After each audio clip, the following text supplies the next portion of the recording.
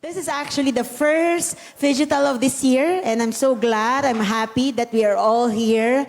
Whether ikaw ay nasa on-site or nasa online, salamat sa Panginoon because He brought us here.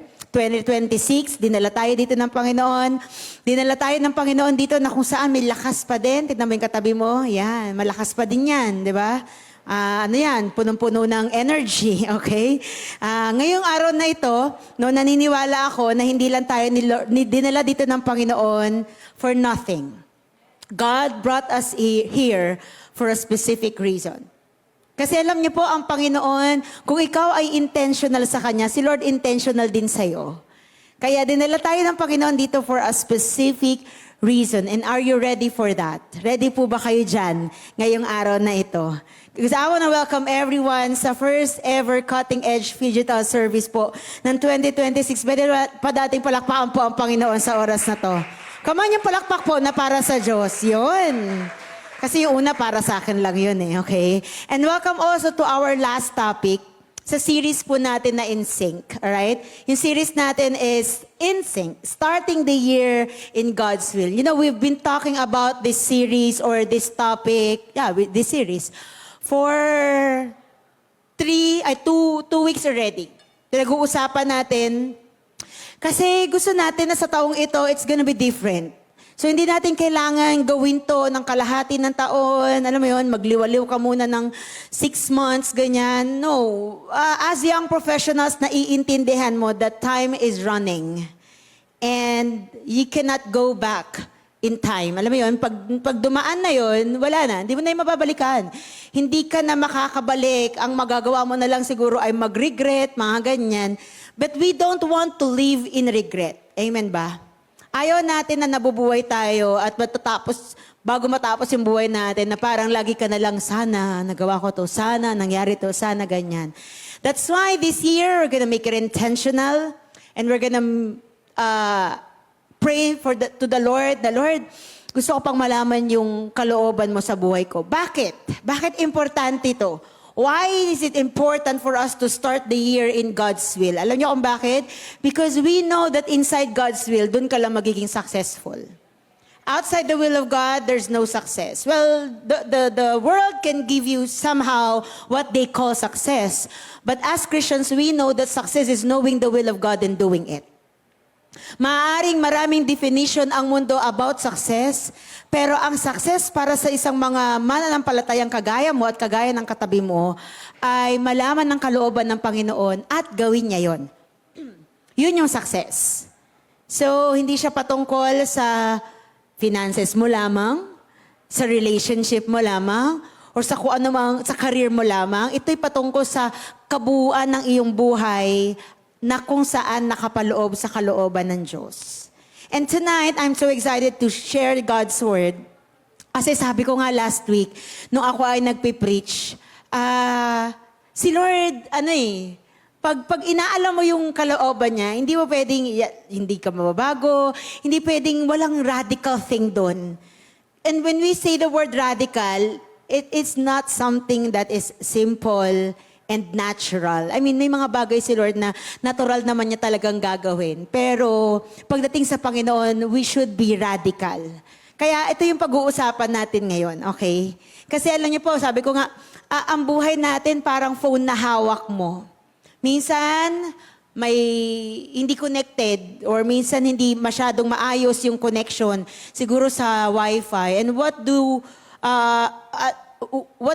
we experience kapag nangyayari yon? Di ba? Lagging, yan. Minsan buffering.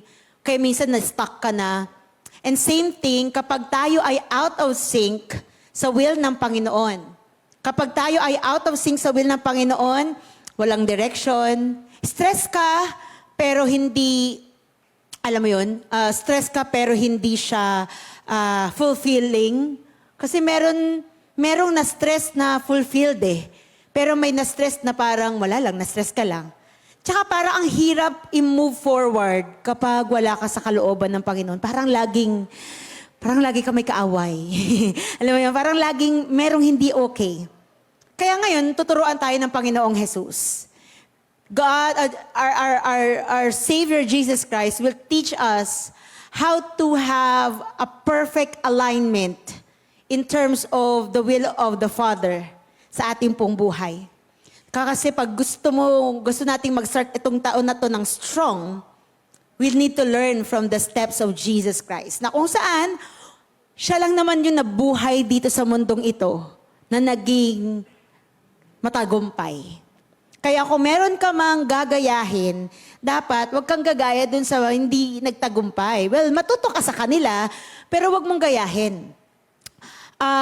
For the past few months, we've been sa ating pong Sunday service, no? Even sa mentoring natin, kung naririnig niyo po yung mga mentorings natin, we've been talking about patterns. No? At nung nakaraan, nagkakaroon kami ng fellowship. May nagtanong, okay? Siyempre, alam mo na to, pag mga ganitong tanungan, iTalks lang to. By the way, iTalks is waiting for you, waving for you, this coming relationship, no?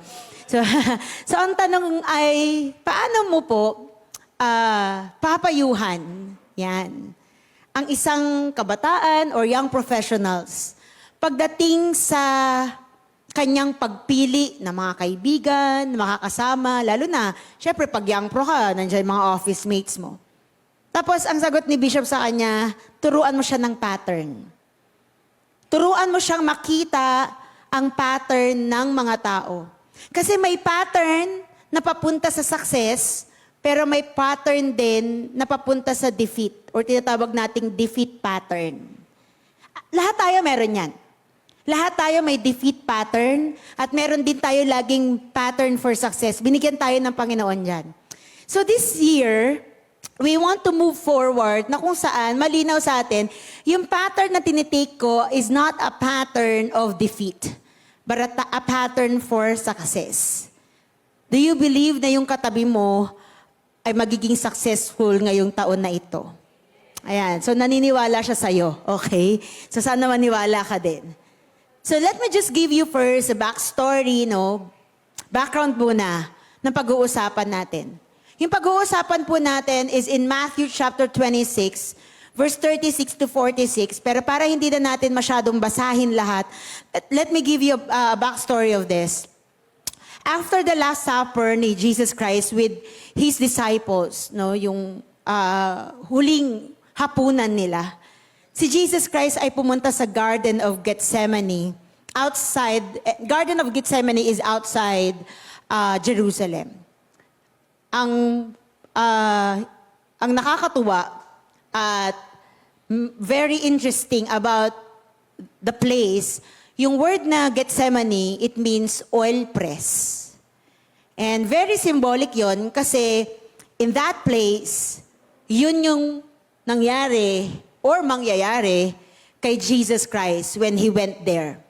To be pressed by the weight of God's plan, plano ng Panginoon. So, Jesus Christ was stressed, medyo sad, and ando na yung agony, difficulty. Pero kahit ganon, He chooses na mag-obey. Ito ay pagpapakita din sa atin, setting us the example that you can feel the hardship but still trust God. Sa taong ito, pwede kang mahirapan, pero wag mong kakalimutang magtiwala sa Diyos. Kasama niya si Peter, si James, si John.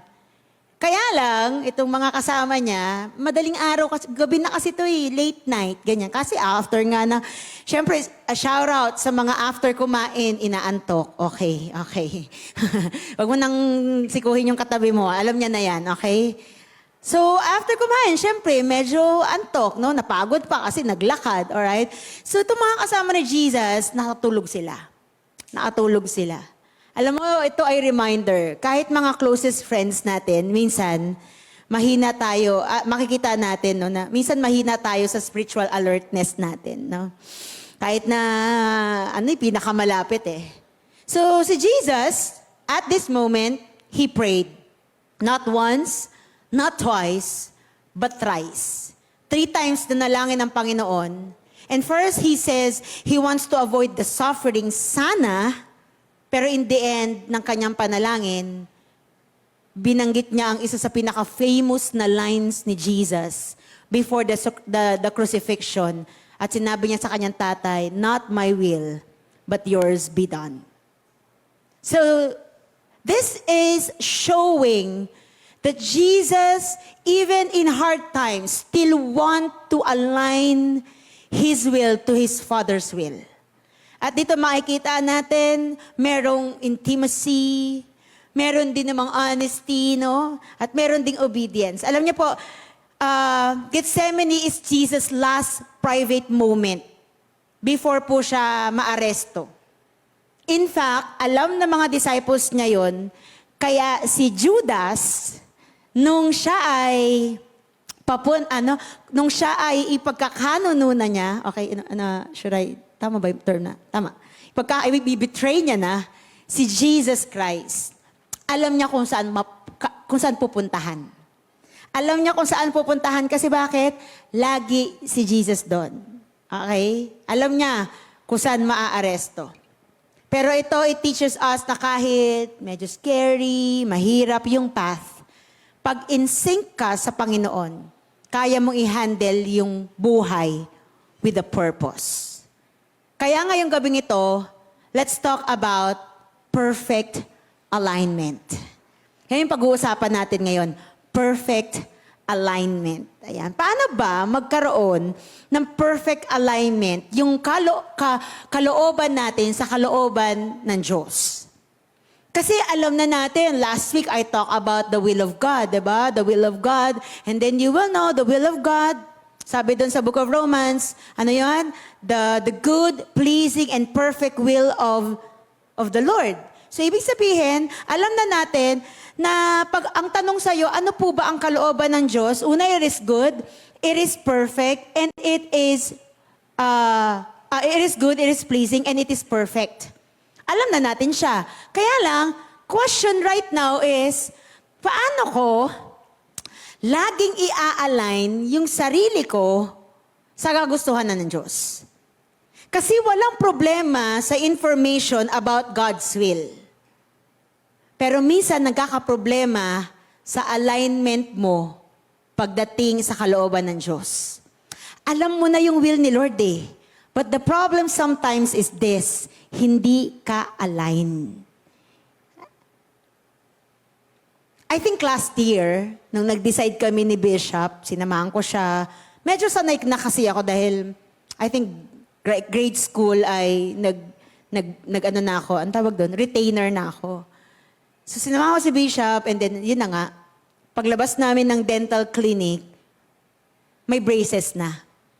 And as sa purpose ng braces sa ngipin is i-align yung ating mga ngipin. Kasi may perfect alignment ang mga ngipin. Alam mo yon? Okay, shout out to our doctor. Member din po natin. Malapit lang yan, dito lang yan. Okay, to Doc Morales. So sabi niya, Pastora, sa'yo, wala akong nakikitang masyadong problema. Kailangan lang nating i-align. Sabi niya gano'n. Tapos, kailangan daw yung taas na mga ngipin mo, medyo labas siya ng konti lang. Ang tawag nila parang 0.01 sa nasa loob. So, kailangan ilagay yung loob. Akala ko dati, ang perfect na teeth is yung pantay yung ngipin mo. Hindi pala gano'n. Kasi ang tendency daw ng pantay ng ngipin, yung nasa taas mo, pag pantay na sila, ang tendency sa susunod niyan, lalabas na siya. Kaya mapapansin mo, yung ibang ngipin, medyo gumaganon. Kasi, hindi siya talaga dapat medyo ganito siya. Yung parang ganyan. Yan, parang medyo ganyan. So sabi ko, alam mo Doc, sa dami ng pagkakataon na ako'y pumupunta sa dentist, ikaw lang ang nagsabi na kailangan ko maging ganyan. Na kailangan ganyan pala. So, ayun nangyari. And then nakita ko, nag-iiba pala yung mukha or yung ngiti mo, no? Kapag naaalay ng maayos yung teeth. Kala mo yan na yung perfect smile mo, hindi may mas perfect pa dyan. Kasi bakit? Nagkakaroon ng maayos na alignment. Same thing with us. Yung akala mong, Lord, okay na ako kasi Christian naman ako. Lord, okay na ako kasi parang nagiging successful naman ako. Pero pag nakita mo yung perfect alignment ng Panginoon, marirealize mo, wow, Lord, may mas gaganda pa pala sa akala kong okay na. And that is what God wants you to understand. His will always surprise you. Ang kalooban ng Panginoon, lagi kanyang bubulagain. Lagi mo na lang masasabi, wow, wow na lang talaga. Kasi ganun talaga ang kalooban ng Panginoon. So the question right now ay hindi, paano ko ba malalaman yung kalooban ni Lord? No, alam mo na yan eh. Pero paano ba ako perfectly maa-align sa kalooban ng Panginoon? Tingnan po muna natin. So ang passage natin, Matthew chapter 26, verse 36 to 46. Pero tignan muna natin yung verses 36 to 38 for our first point. Sabi sa verse 36, Then Jesus went with his disciples to a place called Gethsemane. And he said to them, Sit here while I go over there and pray. So verse 37, sabi doon, He took Peter and the two sons of Zebedee along with him, and he began to be sorrowful and troubled. Then he said to them, My soul is overwhelmed with sorrow to the point of death. Stay here and keep watch with me. Sabi niya, sit here while I go there. Tapos, nanalangin na si Jesus. Alright? Tuloy lang natin, hindi ko alam kung nandyan, pero tutuloy ko lang yung verse 39. Going a little farther, he fell with his face to the ground and prayed, My Father, if it is possible, may this cup be taken from me. Yet not as I am, or not as I will, but as you will. So dito makikita natin, unang importanteng bagay, if you want to align your will to the perfect will of the Lord, number one, na wag mong kakalimutan. Actually, nasimulan na natin to, so wag mo nang alisin to. Number one is the word intimacy. Can you say it with me? Intimacy. Sige po, lakasan niyo po. Intimacy. Yan. Pag sinabi mo yung word na intimacy, it means closeness. It means you have a wonderful relationship. Hindi lang kayo close, open pa kayo sa isa't isa. Meron ka kaibigan, close kayo, pero hindi kayo open. Meron ganun, di ba? Meron tayong mga ganong friends. Close kami, pero hindi kami open sa isa't isa eh. You don't share your personal thoughts. You don't share what's happening inside the house. You don't share what's your burden. Pero pag sinabi mo intimacy, close kayo and open din kayo sa isa't isa. So intimacy is being close with God. Look how Jesus Christ called to God, My Father. At dito, ipinakita ng Panginoong Jesus din how He honors or how He values intimacy with the Father. Bakit? Hindi niya ginawa ang moment na ito together with the disciples. Oh, come on, let's pray. No. Kasi malinaw sa kanya, He needs to be intimate with the Father. So Jesus pulled away from the crowd. And even sa kanya mga disciples para makausap lamang ang kanyang tatay. And then when Jesus said, My Father, it shows closeness and trust. We just had our prayer and fasting. Sino po dito na-enjoy mo yung prayer and fasting last week? No, medyo katatapos lang natin dyan. At yun yung mga moment that you are going to pull out yourself from the crowd and be with the Lord and pray to Jesus and pray to God.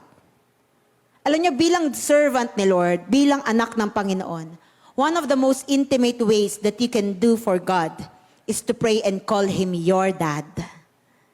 Pinaka-intimate. Isa sa pinaka-intimate. Yung nilalagyan mo ng, Lord, ito yung atin ha. Ito yung place natin. Ito sa atin to Lord. That's intimacy. Na hindi mo yan isi-share sa iba because ikaw yun tsaka ang Panginoon eh. Pwede kasing anak tayo ni Lord. Nakakita ka na ng ganito or na-experience mo na ito, anak ka, pero reserve ka sa parents mo. Shout out. Hindi ko naman po kayo kilala. Pwede kasing anak ka, pero you don't share something or anything to your parents. You know the reason kung bakit nabuo yung title na unbreakable sa relationship natin? Because one time, I've been thinking ng mga gagawin pa natin dito sa Cutting Edge. And then, nagkaroon lang ako ng, I believe it's God also, who spoke into my heart na this year, bakit hindi natin ayusin yung relationship natin sa ating mga magulang, sa mga mahal natin sa buhay, na hindi mo naayos ng mga nakaraan. Hindi ko naman pipilitin. Siyempre, wala namang pilitan. Pero, for example, as young professionals, dahil naranasan ko rin naman, for 7 years I worked sa corporate world. Naranasan ko yung maging border sa bahay. Ano, pastora, yung maging border? Gigising ka ng umaga, magmamadali ka kasi malilate ka na sa office, malilate ka na sa pag-alis. Hindi mo man lang nasabihan ang nanay at tatay ng good morning ma, good morning pa. Minsan nga, di ba, hindi na kayo kumakain sa bahay. Sa office na lang kayo magbe-breakfast para hindi lang kayo malate. And minsan ganun talaga kasi matraffic, no? Tapos, patapos nun, tapos ng trabaho mo, yung typical yung nagpupunta talaga sa office, iba yung nag-work from home. Patapos ng trabaho mo, uwi ka ng bahay, gabi na, minsan tulog na sila. Tapos wala ka ng time to ask, Ma, Pa, kamusta kayo? Alam niyo, it happened to me. One time, kita ko si mama ko, ang dami ng puting buhok. Shoutout nga pala sa nanay ko. Cutting edger yun, lagi nanonood. alam niyo yung cutting edge, halo-halo to may youth, may senior, ganun, di ba? Tapos, wala lang, from afar, parang like, nasa kitchen ako, tapos si mama nakaupo. Nakita ko may mga puting buhok na siya dito. And then, bigla lang bumulaga sa akin yung katotohanan na, shucks, matanda na yung nanay ko. Tapos bigla ako na-realize, teka lang, ilang years na ba ako nagtatrabaho? Bakit biglang nagputo ka ng mga white hairs ng nanay ko? Parang ganun eh. Then na-realize ko, baka maraming young pro ganun na din. Kaya sabi ko, this year, hindi naman pipilitin, pero at least hayaan natin turuan tayo ng Panginoon paano natin papalakasin pa yung bond ng ating family. Pero syempre, hindi mo magagawa yun kung una kay Lord, hindi ka ganun. Kasi si Lord ang magtuturo sa'yo paano mahalin ang iyong magulang, mga kaibigan mo. So you need to be intimate with the Lord. Kaya si Jesus Christ, ipinakita niya rin to sa mga disciples, although humiwalay siya ng konti, pero tanaw pa rin, kita pa rin. Paano mo naman nalaman, pastora, nakita pa rin? Naisulat eh. May nagsulat. So, kita. So, pwede pala yun. Sabi ko nga kanina, pwede kasing anak ka, pero reserve ka sa tatay mo, reserve ka sa nanay mo. Wala kasi yung intimacy. Si Jesus, malinaw sa kanya na hindi lang siya anak, servant din siya sa sarili niyang ama. Starting today or starting this year, if you want to have a perfect alignment with the Lord, huwag mong kakalimutan to. Intimacy. Gawa ka ng paraan, kahit busy ka na, to be intimate with the Lord. Huwag mong hahayaan na magkaroon ka ng excuse when it comes to your devotion, to your prayer life. Dapat sa mga ganyang bagay, wala ng excuse. Sa ibang bagay ka na mag-excuse. Sa kaibigan mo sigurong lagi kang ini-invite na magkape, baka yun pwede kang mag-excuse doon. Pero doon sa mga bagay na patungkol kay Jesus, patungkol sa Panginoon, na alam mo, will build the intimacy, the relationship, do it. Huwag mong lalagyan. Para, kumbaga, sa term natin, dapat non-negotiable sa'yo. Na hindi magawa, na non-negotiable sa'yo yung mga bagay na yun. Ibig sabihin, gusto mo lagi at gagawin mo ang lahat para magawa yung mga bagay na yun. For example, prayer. Do you know that prayer is never out of season? Especially seasonable in a agony or hardship na mga situations. Dapat ang prayer, hindi lang sa moment na parang nahirapan ka or like nalilito ka. Dapat ang panalangin, dapat never out of season. Sa kahit anong season, dapat nandun siya. Whether you have a troubled soul or you have a happy heart, dapat you pray. Again, intimacy is very important. Oh, by the way, listen to this. Intimacy is different from over-familiarity. Paano mo ko ba malalaman kapag over-familiar na ako kay Lord at hindi na intimacy yun? Yung sobrang close mo, hindi mo na siya na-respeto. That's over-familiarity. Bawa sa kaibigan mo, sobrang close nyo, nagbabatukan na kayo. That's over-familiarity. Sobrang close mo, tinutulak mo na, nalalaglag na siya sa kanan. That's over-familiarity. Pero yung close kayo and open kayo, but meron pa ding paggagalangan. Ganon din sa Panginoon. Gusto ni Lord, friend ka niya. Pero ayaw din ni Lord na i-disrespect mo siya. Bakit? Kasi Diyos pa rin siya eh. Kaya napaka-importante po na intimacy. In James chapter 4 verse 8, sinabi doon, draw near to God and He will draw near to you. Every time pala na pinipili mong lumapit kay Lord, si Lord lumalapit din sa'yo eh. Kaya alam mo ang Panginoon, hindi siya pabebe. Lalapit ka sa Kanya, fine, lalapit din siya sa'yo. Psalms 25:14, sabi doon, God shares His secrets to those who are close to Him. Uy. Gusto mo malaman yung secret ni Lord? Gusto mo malaman yung mga gusto pa ng Panginoon? God shares His secrets to those who are close to Him. No wonder bakit sa Old Testament, kapag ikaw yung prophet, ikaw yung unang nakakaalam what would happen. Because He share His secrets with those who are close to Him. So kung gusto mo align ka sa will ng Panginoon, kailangan muna makalapit ka sa Kanya. Kailangan muna intimate kayo ng Panginoon. Parang love team. Sino dito na love team? Joke lang. Diba? Pag sa love team, pag di kayo nagko-communicate, hindi kayo connected eh.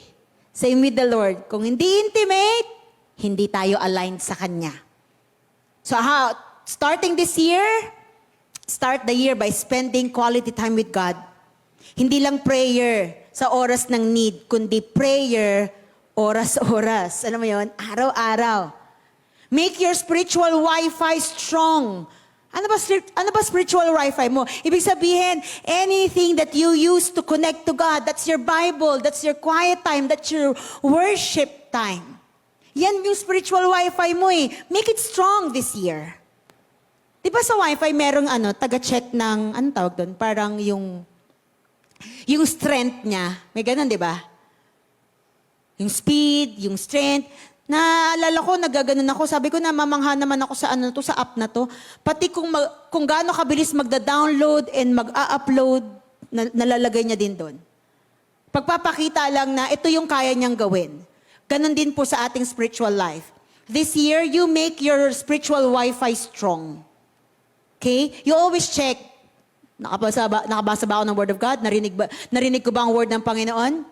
Naging malinaw ba sa akin yung Word ng Panginoon? You always do your quiet time. You always choose a place and a time na we're in, Lord, this is us. Sa atin to, Lord. And then worship. And of course, syempre, pag gusto mo ng intimacy, you remove distractions. Okay ba this year? Pag quiet time, wala mo ng social media. Minsan, pati sa quiet time natin, nalalagay natin yung pagiging multitasker. Nagbabasa ng Bible habang sumasagot ng... Paano mo nagagawa yan? Nagbabasa ka ng Bible at nagde-devotion ka habang sumasagot ka ng mga messages. Sabi nga nila, multitasking is not real. Task switching, yon pwede. Pero yung multitasking, hindi mo naman mababasa ang Bible habang sumasagot ka. Meron dyan, hindi mo maiintindihan. And most of the time, yung Bible, yung hindi natin maiintindihan kasi sumasagot ka eh. So ngayon, tindihan mo yung intimacy. During the devotion, no social media muna. Makakasagot ka naman eh. Okay? During your quiet time, wag muna magpaka-toxic. Kung ano mga toxic vibes, layo ka muna dyan. Kahit mga too much of movies or whatever, Netflix and all that, di naman yan masama. Pwede mo naman yan gawin. Pero spend time and build your intimacy with the Lord. That's where you can be perfectly aligned to His will. Kasi kapag naririnig mo lagi si Lord, na iintindihan mo, ito yung gusto ng tatay ko. Ito yung gusto ng tatay ko. Ito yung gusto ng tatay ko. Bakit habang lumalaki ka, Siguro hindi mo naman na-interview yung tatay mo o nanay mo. Pero bakit nalaman mo yung favorite color niya? Or bakit nalaman mo yung favorite ulam niya? O kung hindi mo alam yon, assignment mo yan this week. Ilang taon na yung parents mo, hindi mo pa rin alam, di ba? Bakit nalaman mo yung mga bagay na yon? Because naririnig mo na palagi niyang nasasabi. Favorite color ko, red eh. Favorite na ulam ko, adobo eh. Favorite ko yan eh. Lagi niya yung nasasabi and you pay attention to those words. Kaya naglalaman mo, kahit hindi kayo nag-interviewan, nalalaman mo, ito favorite ni mama, ito favorite ni papa, ito favorite ulam, ganyan. Ito favorite movie niya, ito favorite niyang artista and all that. Bakit mo nalalaman yun? Kasi nakikita mo, naririnig mo sa kanya. Same thing with the Lord. Every time that you hear God's word, every time that you listen to God, every time na binibuild mo yung relationship mo sa Panginoon, nalalaman mo anong gusto niya sa hindi. Di perfectly maa-align ka sa Panginoon. That's number 1. Pero, isa pa lang yan. Intimacy. Pangalawa is in verses 38 and 39. Sabi niya, then he said to them, my soul is overwhelmed with sorrow to the point of death. Stay here and keep watch with me. So, pinapakita niya sa mga disciples niya, ito yung nangyayari sa akin ngayon. Ito yung nangyayari sa akin ngayon. Tapos, pagdating ng verse 39, sabi niya, going a little farther, he fell with his face to the ground and prayed. Grabe, no? Hindi to basta lumuhod. He fell with his face to the ground. Hindi lang to basta lumuhod. Hindi lang to basta yumuko. Okay? Yukong-yuko. Ganon. And prayed, my Father, if it is possible, may this cup be taken from me. Yet not as I will, but as you will. Pangalawa na importante, if you want to align or to have a perfect alignment sa will ng Panginoon, una is intimacy. Pangalawa is, say it with me, transparency. Ayan. Ano ibig sabihin ng pagiging transparent? It means being real. Pagiging totoo. Yang katabi mo, totoo yan. Hindi yan AI. Sadyang maganda at pogi lang talaga siya. Yung mukha niya talaga mukhang na-perfect. Pero hindi yan AI. Okay, totoo yan. Okay? Transparency is very important to God. Pag sinabi mo yung word na transparent, it means able to see, to see through. Easy to notice or understand. Honest. Open at hindi secretive. Hindi tinago ni Jesus Christ yung nararamdaman niya. He was stressed, he was sad, it was a difficult moment. And he said it, sabi niya sa mga disciples niya, my soul is exceedingly sorrowful, even to death. Even to death. I remember when, siguro mga ilang years pa lang ako sa discipleship, syempre pag nagsisimula ka sa leadership, ang una mo naman talagang ipoportray is, you are the kind of leader na strong. Yan. Siyempre, kukunin mo yung natural yon kasi kukunin mo yung respect nila. And that's how you build yung trust sa iyo ng mga disciples mo. But there was one time, siguro mga ilang years na din, na nagdi-disciple ako. I really felt the sadness in my heart. Nararamdaman ko talaga yung sobrang lungkot, sobrang yung tindi nung sadness na yun. Hindi ko maitago. Kahit na gusto kong ngumiti, kahit na sabihin sa mga disciples, oh, let's go, let's do this. Hindi ko maganon eh. And then I pray to the Lord. Sabi ko, Lord, tulungan mo ko because I don't want my disciples to see me like this. Yun ay katotohanan kapag ikaw ay bago sa leadership. Ayoko nilang makita na mahina ako, na nasasaktan ako. But alam nyo, nung nagpray ako kay Lord, He led me on this passage. And I believe that's another level up ng discipleship. Pinakita sa akin ng Panginoon how He was so transparent to His disciples. Pero hindi niya to ginawa sa unang part ng leadership niya, ha? Sa bandang dulo na. Yung na-build niya na lahat, Nagtiwala na yung mga disciples niya, may faith na sa kanya. Sabi niya, my soul is exceedingly sorrowful, even to death. Sabi ko, Lord, this is another level of discipleship. Why? Kasi sa discipleship pala, hindi masama na ipakita mo kung sino ikaw. Na minsan nahihirapan ka din. Na minsan hindi mo din alam. Na minsan gusto mo ring matuto sa kanila. Na minsan kailangan mo ding umiyak. This is another level of discipleship. Sabi ko, Lord. Kasi akala ko ang pagiging leader, ang pagiging disciple maker is that, sige, strong lang tayo. Di tayo iiyak, ganon. Then I saw this. My soul is exceedingly sorrowful, even to death. So hindi pala masama na ipakita mo yung totoong ikaw, especially kay Lord. Kung nagsa-start ka pa lang sa leadership, I would suggest, hold it. Kasi, bakit pastora? Kasi, di ba maganda sa simula pa lang? Ipakita mo talaga kung sino ka. Yeah, I get that. But, in terms of getting the respect and the trust of the people, sino magtitiwala sa'yo? Kung unang bungad mo sa leadership, ikaw, ang tawag dito, ikaw, kakapromote mo lang as manager, tapos imimit mo yung mga tao mo. Tapos pag meet mo sa mga tao mo, ang una mong sasabihin sa kanila ay, guys, gusto ko lang malaman nyo na na-promote lang ako as a manager, pero hindi ko alam yung process nyo. Ganyan, di ba? Yung mga tao mo, hindi magkakaroon ng kumpiyansa sa'yo. So pag nagbaba ka ng mga utos, paano sila susunod? Hindi mo na-gain yung bagay na yun. So, when you do it, sa simula, okay lang yun.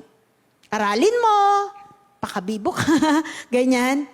Pero in the long run, kapag may intimacy na, lalabas na din yung transparency.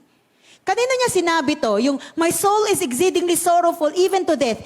Hindi lang naman agad sa tatay niya, dahil alam naman niya na din yun. Pero pinakita niya muna to sa kanyang mga disciples. Hindi niya hinide. Hindi niya hinide. Tapos, nung katapat niya na nung nagpipray na siya, ang kaharap niya na ay tatay niya, sinabi niya, Dad, if you're willing, take this cup away from me. But not my will, but yours be done.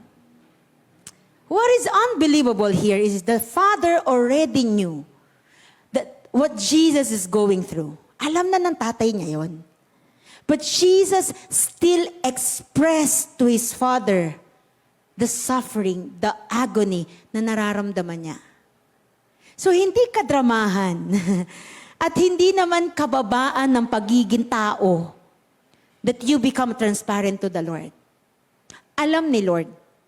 Kapag dumarating ka sa point na nalalaman mo yung kalooban niya, tapos biglang, Lord, ang hirap. God, hindi ko kaya ata. Tasiya ka kay Lord. Lord, gusto kong sumunod, pero parang nahihirapan ako.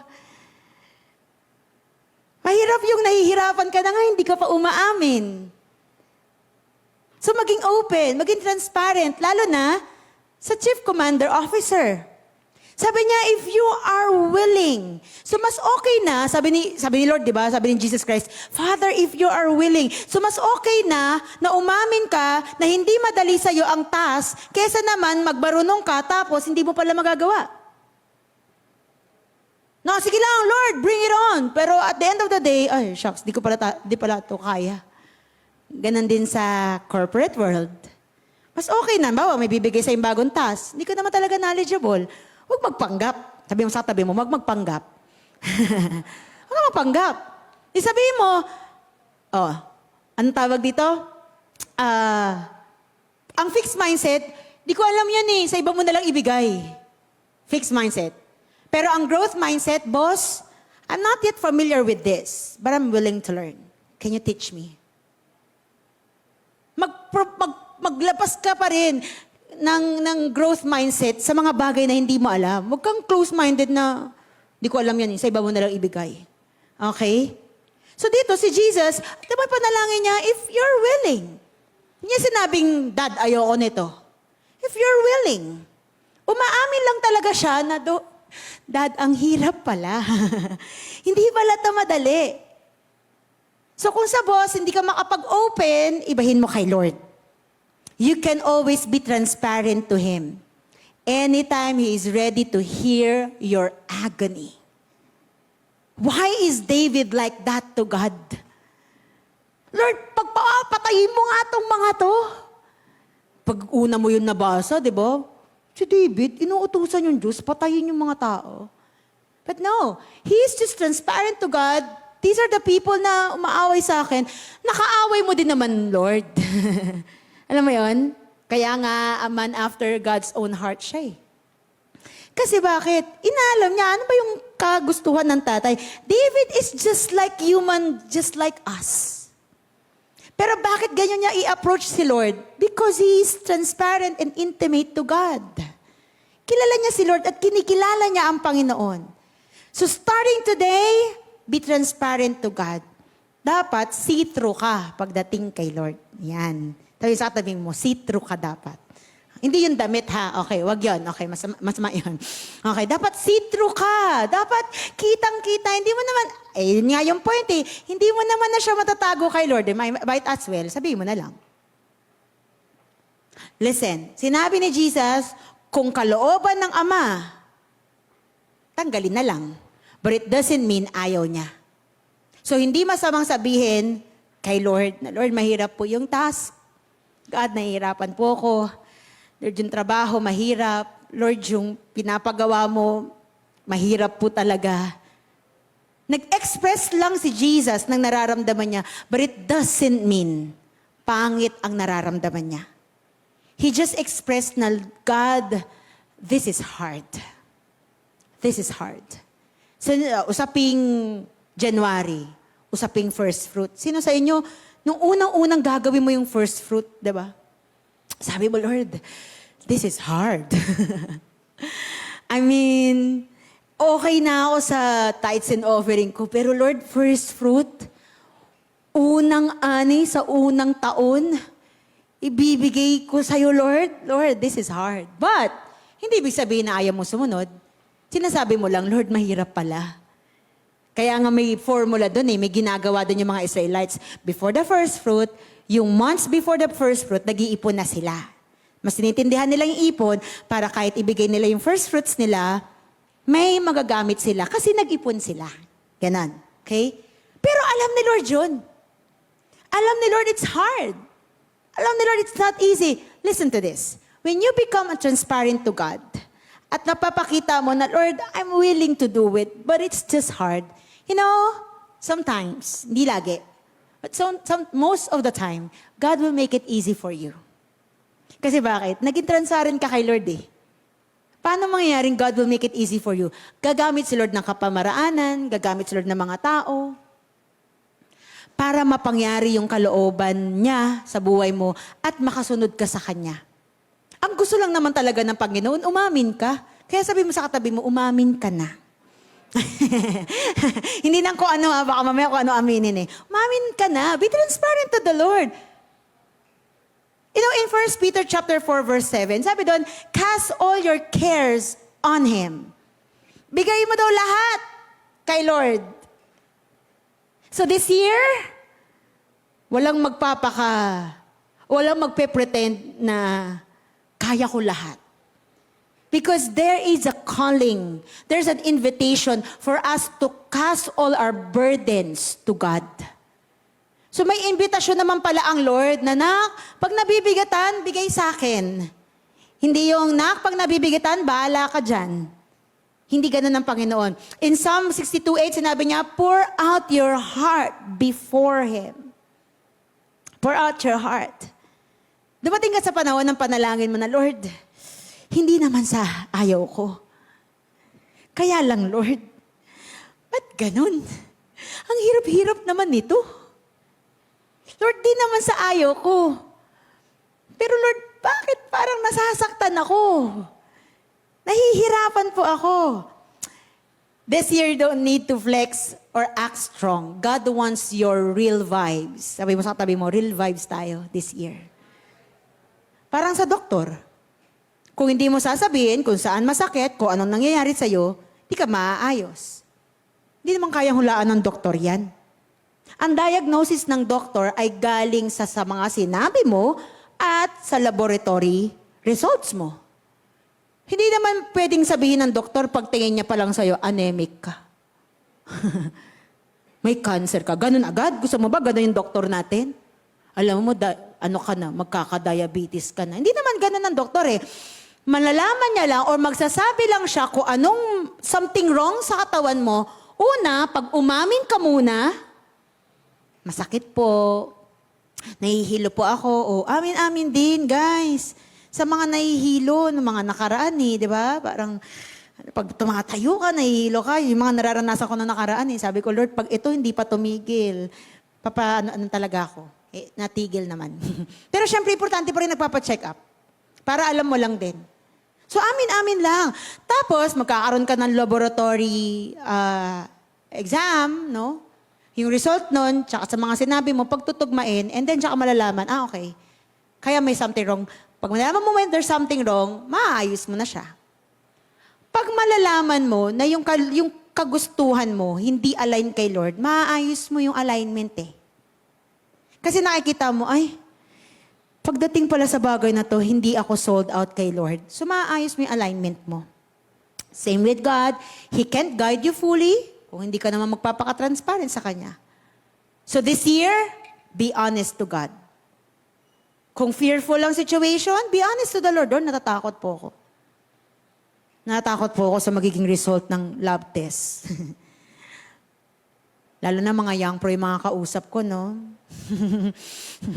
Yung dati, wala ka naman talaga nararamdaman, okay ka sa lahat, ng kinakain, ng ginagawa. Ngayon, naririnig mo na yung doktor mo ng, bawas na sa cholesterol, ma'am. Ma'am, yung mga sweets, sa words na lang, pero wag na sa kakainin. Alam mo yan? Be honest to God. Kung natatakot ka, may doubt ka ba? Lord, I wanna believe you on this, but God, etong part na to, eto pong nangyayari dito, ano po to? Paano po to? Walang masama doon. Okay? Kasi alam ng Panginoon na hindi mo alam lahat. Ano pa? Be honest to God about your goals. Kaya walang masama. You still do your life planning and then present it to God. Lord, pinag-pray ko din naman to Lord. Pero Lord, kasi gusto mo perfect alignment. Kung meron ako naisulat dito, that is not your will for me this year, I'm willing to scratch it. I'm willing to erase it.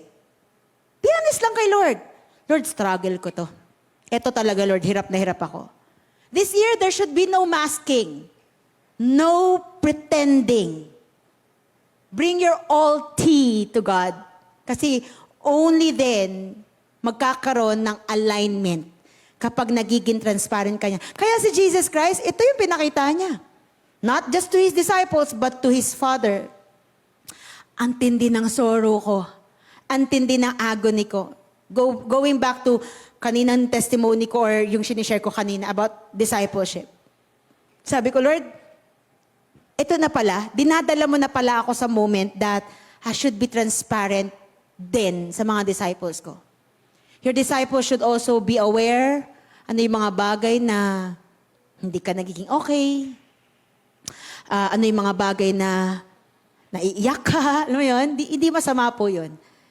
That's part of discipleship. At malalaman mo nag-grow ang discipleship nyo kapag dumarating ka na sa ganong moment of transparency. So una is what? Ano po yung una? Intimacy. Pero pangalawa, transparency. Last but not the least. Verse 39 to 46.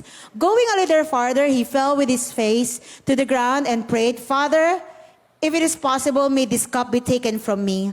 Yet not as I will, but as you will. Then, verse 40, he returned to his disciples and found them sleeping. Tapos sabi ni Jesus Christ, could you men not keep watch with me for an hour? He asked Peter, watch and pray so that you will not fall into temptation. The spirit is willing, but the body is weak. Verse 42, he went away second time and prayed, "My Father, if it is not possible for this cup to be taken away unless I drink it, may your will be done." Verse 43, when he came back, he again found them sleeping because their eyes were heavy.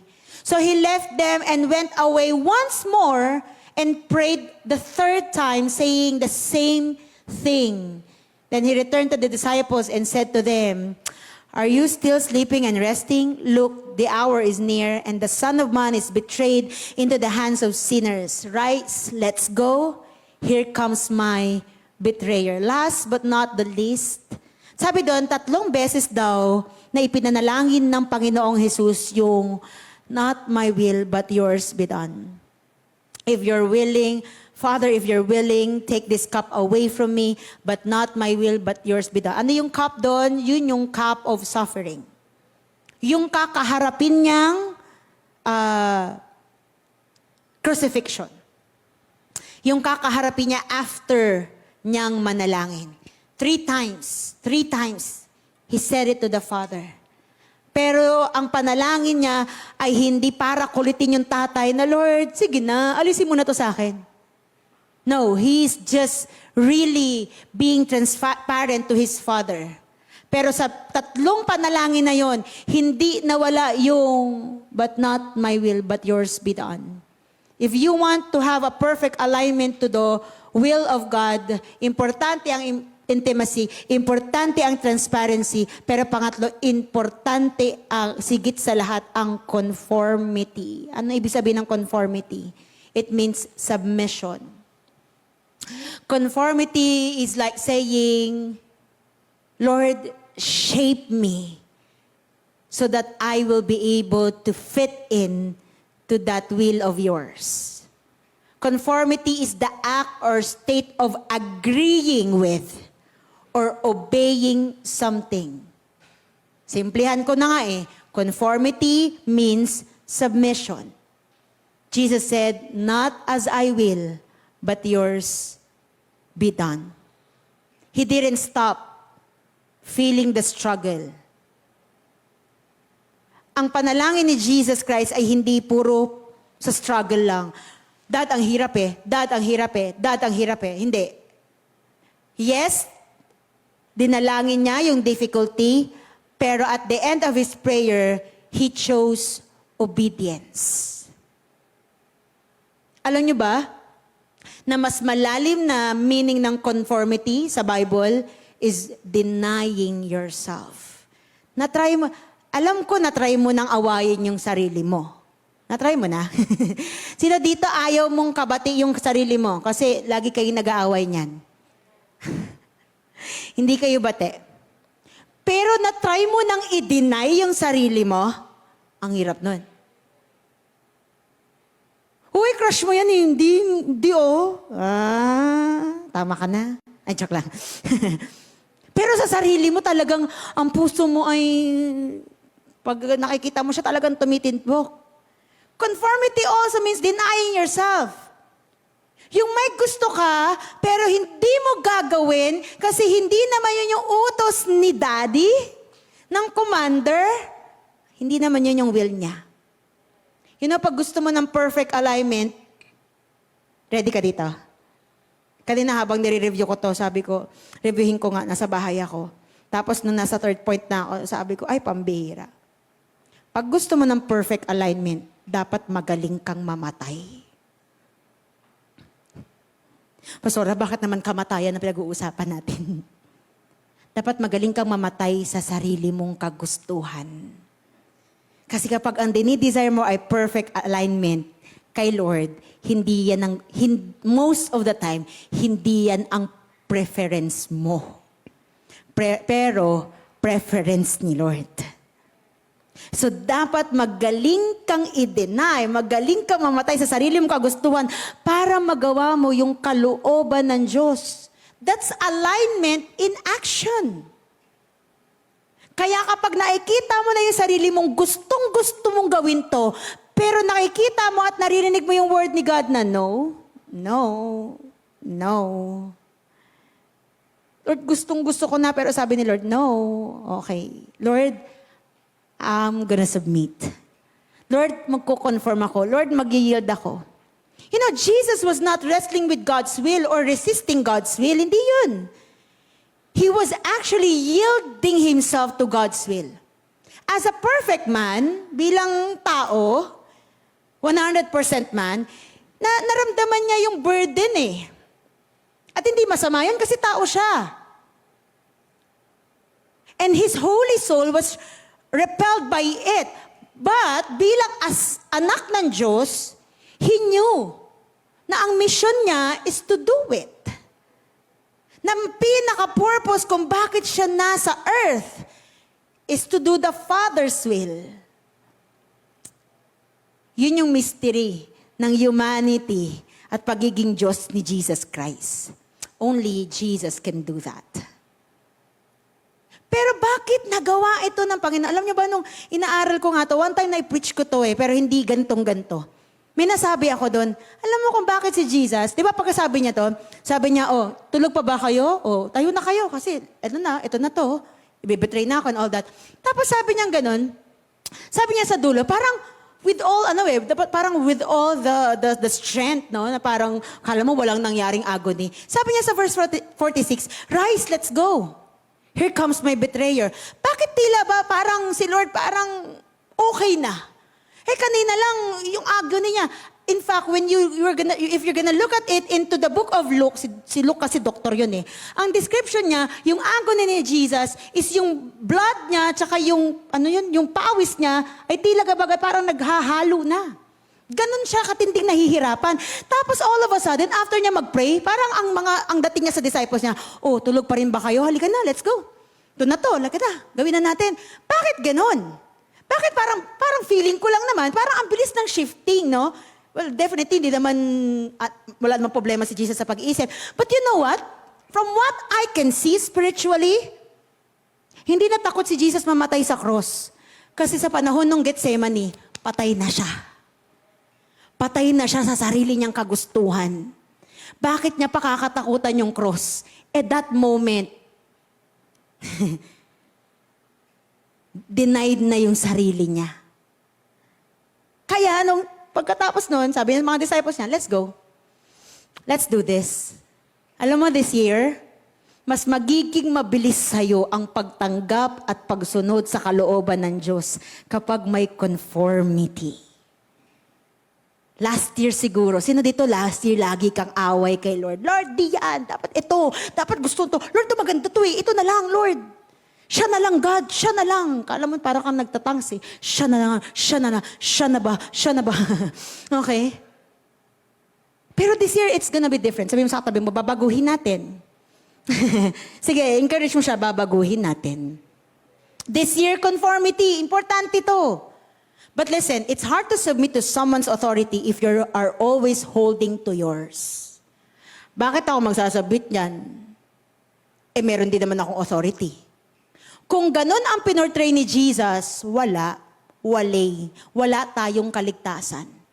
Kaya yung iba tinatanong, kala ko ba Diyos din siya? Bakit ganyan siya? Kasi si Jesus, at this moment, He is portraying the Son and not the Father.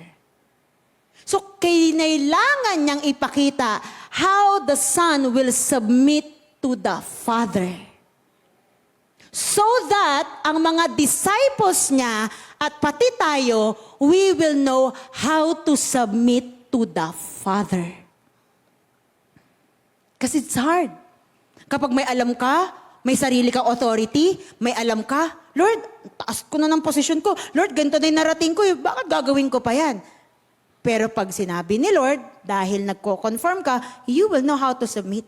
Kapag hindi mo kayang bitawan ng pride, yung sarili mong plan, yung sarili mong agenda, mahirap mag-submit, mahirap mag-conform. Pag ganyan, negative ang perfect alignment mo.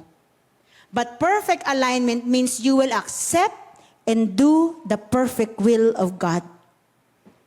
Ganito kasi, kung ipaparaphrase ko yung panalangin ni Jesus Christ, Dad, ang sakit-sakit po nito. Ang hirap-hirap po nito. Wala pa man, pero parang mamamatay na sa tindi ng nararanasan ko. Pinaparaphrase ko lang, no? Pero Lord, sabi niya, siguro sabi, ito yung parang ganito yung gusto sabihin ni Jesus Christ sa tatay niya. Pero kung ito po yung gusto mo, kahit masakit, kahit mahirap, kahit ikamatay ko, susunod po ako. Gagawin ko po. Mapasaya lang kita, masunod lang kita, masunod ko lang yung kalooban mo. That is perfect alignment. Perfect alignment ay hindi nagsasabing it's always gonna be like a cloud nine. No. Most of the time, there's gonna be struggle because you have plans and God has a perfect plan. Pero pag malinaw sa'yo, hindi naman perfecto tong plano ko. Dito na lang ako sa perfect plan ni Lord. Pag malinaw sa'yo, yung sinabi ni Lord sa Book of Isaiah, my ways are not your ways. Your thoughts, my thoughts are higher than your thoughts. Mag-yield ka kay Lord, magsasubmit ka eh. Lord, di ako magaling. Mas magaling ka sa akin, Lord. Lord, binigyan mo lang ako ng galing, pero ang totoo, Lord, ikaw naman talaga mas magaling. Sunod na lang ako sa'yo, Lord. So being a servant of God requires denying to self. Full submission. Yun ang yung walang lilitaw na agenda mo, kundi agenda ng Diyos. Maybe some of you here, ganito yung sitwasyon mo. Nasasaktan ka, nahihirapan ka, pero ito yung sasabihin ko sa'yo, let me encourage you. Tuloy ka lang kahit masakit. Tuloy mo kahit mahirap. Lalo na kung yung bagay na yan ay para sa kaluwalhatian ng Diyos. Because at the end of the day, hindi naman crucifixion ang ending ni Jesus, kundi glorification. Romans 12:2, sabi doon, di ba? Be transformed by the renewing of your mind. Then you will prove what is the will of God. The moment na nagkaroon ng transformation, then yan yung moment na magkakaroon na ng conformity. Luke chapter 22 verse 42, sabi doon, Jesus literally submitted even when it was tough. Literal na nag-submit si Jesus kahit mahirap. And that is where real submission happens. Kapag yung hindi mo gusto, pero gusto ng Diyos. Hindi mo gusto, pero gusto ng leader mo. Magsasabit ka. Alam mo naman kay Lord, hindi ka naman ipapahamak ng Panginoon. Kaya this year, alignment, it is following God's path, even if it's not your comfort zone. Kaya ako, excited ako eh. Bakit? Kasi malamang marami sa atin dito, aalisin ka ni Lord sa comfort zone mo. Tanong mo yung katabi mo, ready ka na? It's not gonna be that easy, but it's worth it. It's worth it. Parang GPS. It points the way, pero kung lalaban ka, hindi ka makakarating. So today or tonight, starting tonight, follow God's direction. Kasi sa direction ng Panginoon, andun ang perfect alignment. My suggestion, paano ko, Lord, i-apply ito sa buhay ko? Una, choose God's plan over your convenience. Kahit napakiramdam mo, ang hirap naman ito, hindi. Piliin mo pa rin yung plano ng Panginoon kahit hindi convenient sa'yo. Another thing, step out kahit scary. Small steps count. Sabi ko sa Women Empowerment, yung sinabi ni Lord kay Zerubbabel sa Book of Zechariah, do not despise small beginnings. Kasi nagsiselebrate si Lord sa mga small beginnings. So step out kahit scary. Show up kahit scary. Kasi yung mga small steps na yan, counted yan. Counted yan sa langit. Sabi mo sa katabi mo, +1 ka yan sa langit. And trust Him kahit hindi mo nakikita yung full picture. Ito yung isa sa pinakamahirap. Madali kasi mag-submit pagkita mo, uy, mabibless na ako doon. Madali mag-submit pag nakikita mo, uy, ganda. But you know what? Real conformity is even if you don't see the full picture, you are just going to trust the Lord. That you know, Lord, I know you're perfect. Walang gagawin si Lord. Wala siyang iisipin at wala siyang gagawin na hindi perfect. Tatandaan mo yan. So trust Him. Trust Him. As I conclude tonight, Start this year in perfect alignment, everyone. Una, intimacy. Get close to God. Pangalawa, transparency. Be real with God. Pangatlo, conformity. Follow His will. Full step. Alam mo yun? Parang phone mo. Pag fully charged, tapos connected sa Wi-Fi, smooth. Kung align ka sa Lord, ganun din. Smooth ang progress. Hindi sinasabing walang struggle. Pero may clear direction. Less yung buffering sa journey mo this year. And if we're gonna go back to the prayer of the Lord Jesus Christ, kasi di ba, maraming lumalabas na parang, si Jesus Christ, nung siya'y nakapako sa krus ng Kalbaryo, iniisip ka niya. Yan. Maganda naman sa pakinggan niya na. But theologically speaking, if we're gonna go back to the prayer of Jesus Christ, nung sinabi niyang, but not my will, but yours be done, hindi tayo yung unang iniisip ni Christ. Sorry. Hindi ikaw ang unang nasa mind ng Panginoon. Ang unang nasa isip ni Jesus ay bigyan ng kapurihan ng kanyang Ama.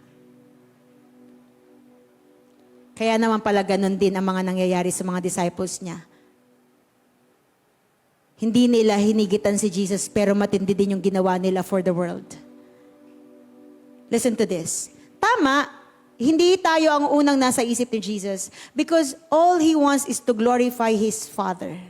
But listen, Jesus fulfilled the plan and the subject of that plan, the recipient of that plan is you. Ang plano niya, glorify the Father, do the mission. Pero ang tumanggap ng natapos na project, natapos na mission, ay tayo. So today, God is telling us, you know, kapag ikaw perfect align ka sa Panginoon, hindi lang ikaw makikinabang yan. Makikinabang yung next generation sa palagi mong pagsunod kay Lord. I really praise God. Kasi meron akong grandmother na yung lola ko na ito, siya ang ginamit ng Panginoon para una naming makilala ang Diyos. Hindi niya lang basta sinabing, tanggapin niyo si Christ, ganito. No. He showed it. Dumating yung time kasi, well, she died during the COVID. Pero dumating yung time na itong lola ko na to, sa mother side, naging iisa yung kwarto namin. And I saw her lifestyle. Paggising niya sa umaga, babangon niya lang, magsi-CR lang yan, babalik siya. Yung makapal na Bible niya, babasahin niya yun. Susulatan niya, guguhitan niya. Tapos every Sunday, hindi pwedeng hindi magsisimba. Tapos, makikita ko na nananalangin siya. Hindi siya takot ipakita. Nananalangin siya. Hindi siya nahihiya.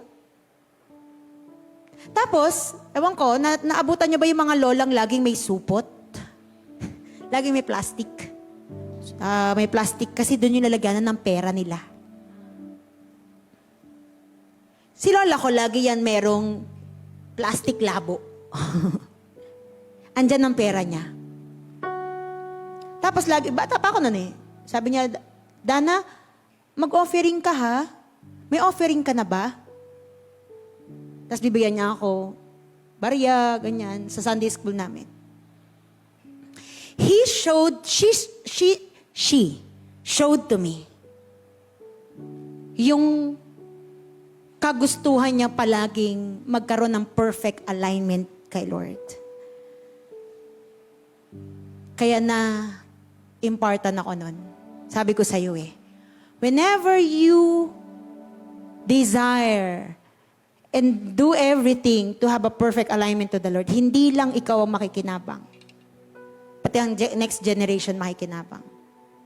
Young professionals, hindi lang ikaw makikinabang, kundi pati company mo makikinabang dyan. Hindi lang ikaw makikinabang, kundi pati mga dinidisciple mo, kaibigan mo, pamilya mo.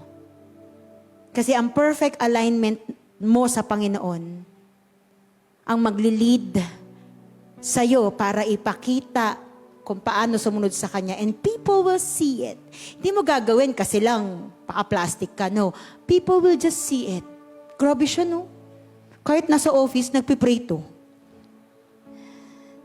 Dito nahiya kapag ano. Di siya nahiyan tumanggi kapag prayer and fasting niya. Grabe siya. Sabi mo sa katabi mo, grabe ka. Ganun din yung ginawa ni Jesus eh. Natapos yung perfect plan, naging recipient tayo. Excited ako.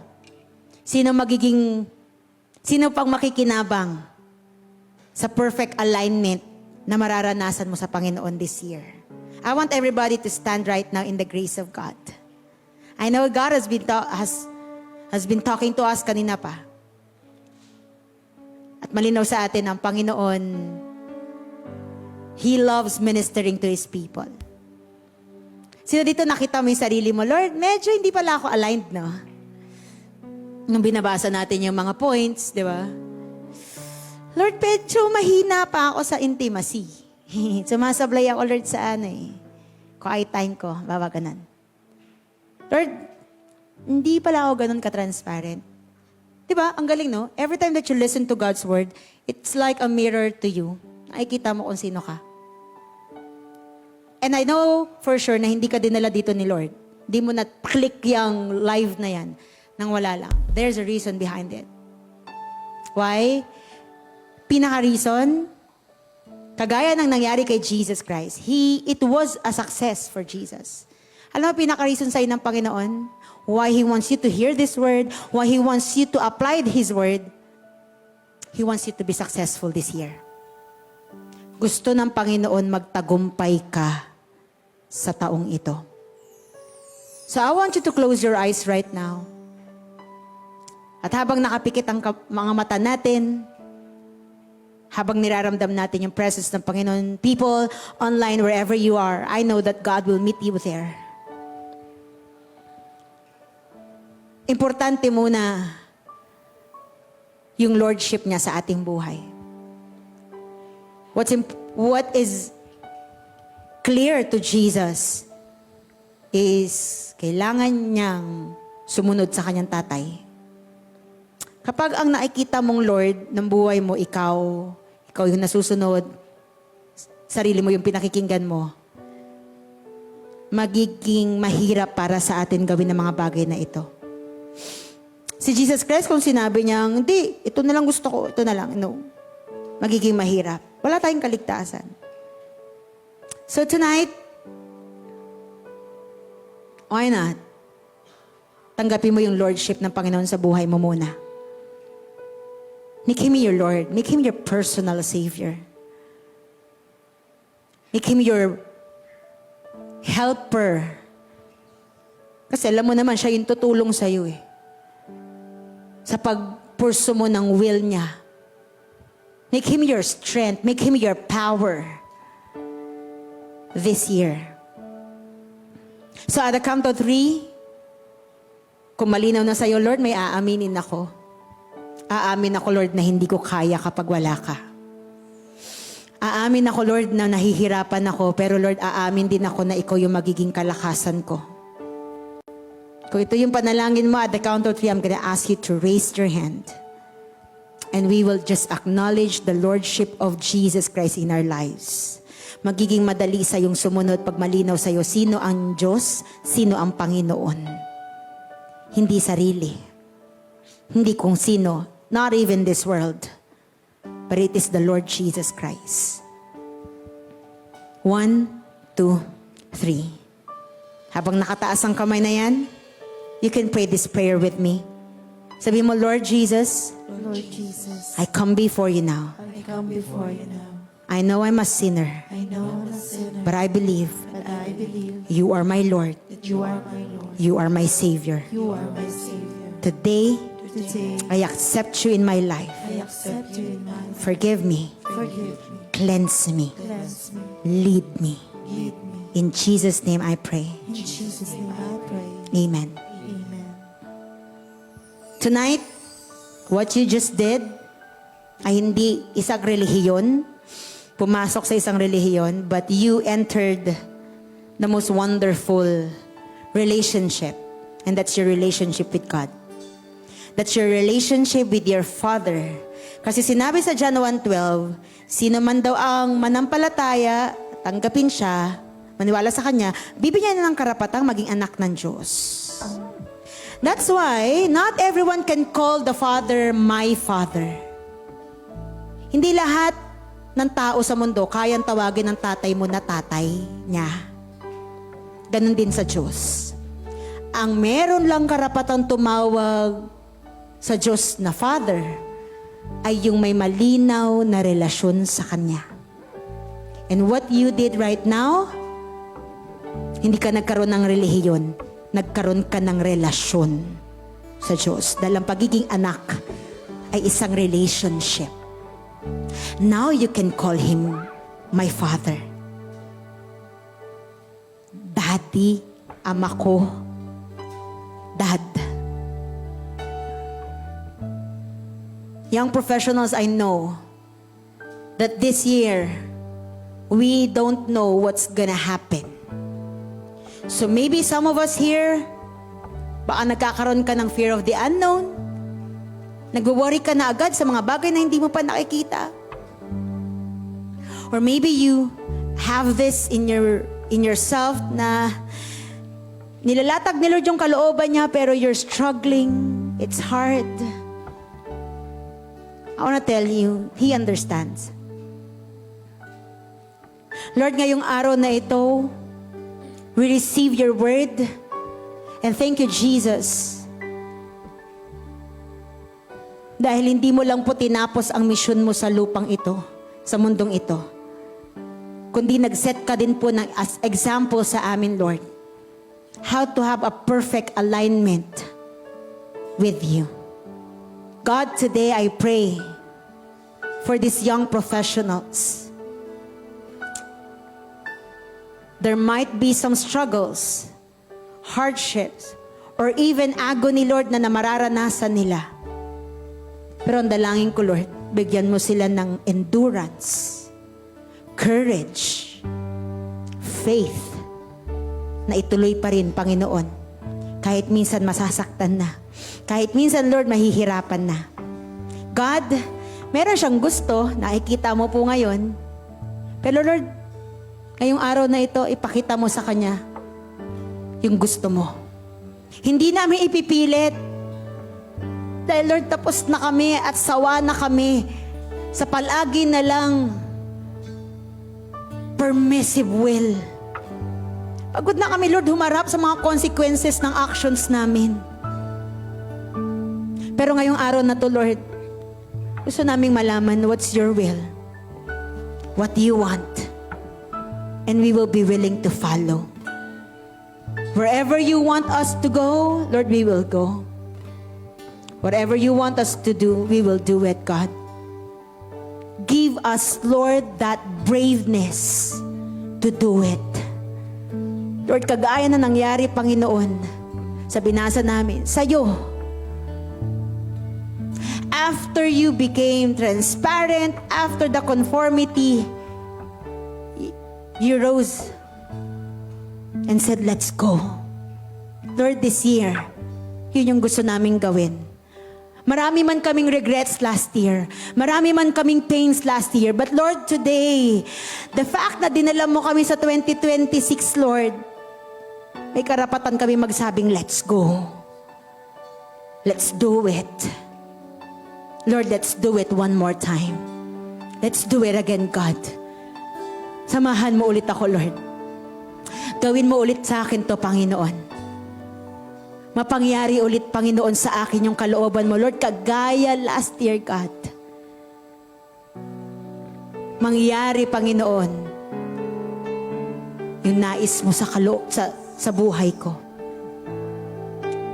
And this year, church, this is gonna be the anthem of our soul. Spirit, lead me where my this will be the song of your soul tonight and for the rest of the year. Lord, lead us. Give us that faith. Take us deeper. Take us higher.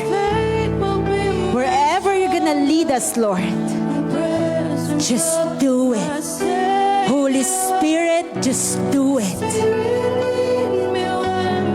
Just do it. We are embracing your will right now, God. Niyayakap namin, Panginoon. Alam namin hindi magiging madali. But we are embracing it. We are trusting you on it. Just do it, God. Just lead us, Lord. Holy Spirit, let your power be felt upon this place right now.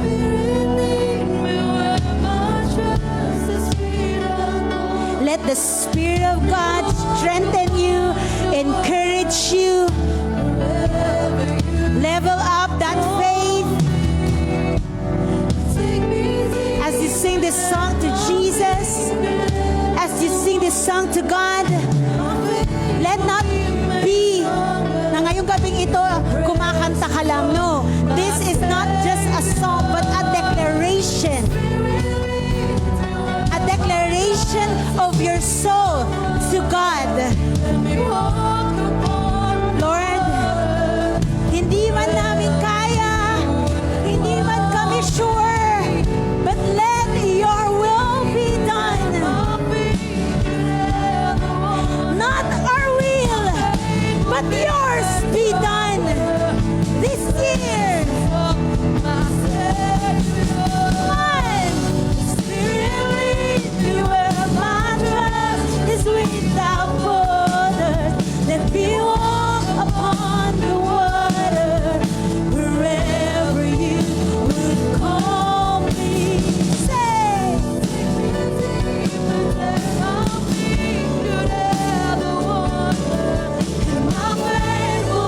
I can feel God's presence in this place. I can feel Jesus in this place.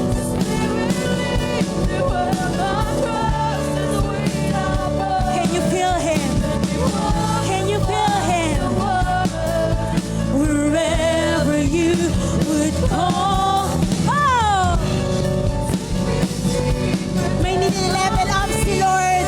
May pinapakitaan si Lord ng path na pataas. Inililevel up ka ni God. May pinakikitaan si Lord ng pataas na daanan. Inilevel up ka ni Lord. God is showing it to you. Be ready. He has a great plan. He has a great plan. It's perfect.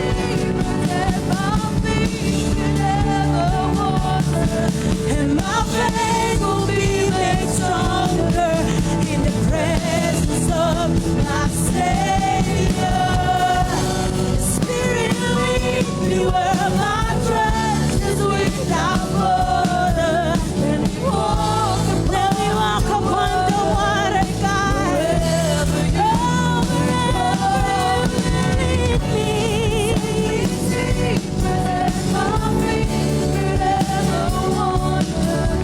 My faith will be made stronger in the presence of my Savior. Spirit, lead me where my trust is without borders. Let me walk upon the waters. Ikaw to, Lord, ikaw to. Lord, ikaw to sa taon na to, God. Ikaw ulit sa taong ito, Lord. Ikaw ang masusunod, plano mo ang masusunod, God. In the presence of my Savior. Come on, just your voice. Spirit, lead me where my trust is without border. Let me walk upon the waters wherever you would call me. Come on. Take me deeper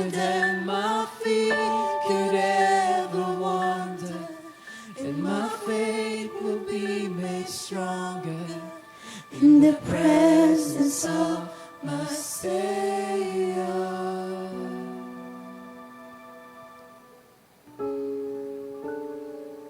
Come on, feel His power.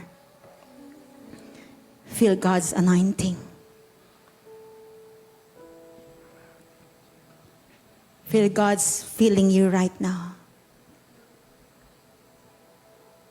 Embrace what God is talking to you, what God is showing to you today.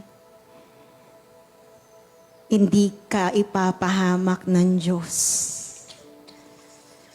Sasamahan ka niya. Sasamahan ka niya. He will never forsake you. He will never leave you. Embrace it. Embrace God's calling. Come on. Embrace it. Embrace what God is showing to you right now. I know I can feel it. Someone in this place, pinapakitaan ka ni Lord ng vision. Embrace it. Take it. It may be hard. It's not that easy. Pero that's it. Kung magiging madali, then your faith is not needed. The reason why it's so big, Lord, ang laki naman itong pangarap na to, God. Ang laki naman ng plano mo. The reason why it's big, it's because hindi lang ikaw yan. Ikaw at ang Diyos yan. So embrace it. Take it. Thank you, God. Thank you, Holy Spirit. We love this. We love this moment. Thank you, Holy Spirit. Thank you, Holy Spirit. We appreciate you. Thank you.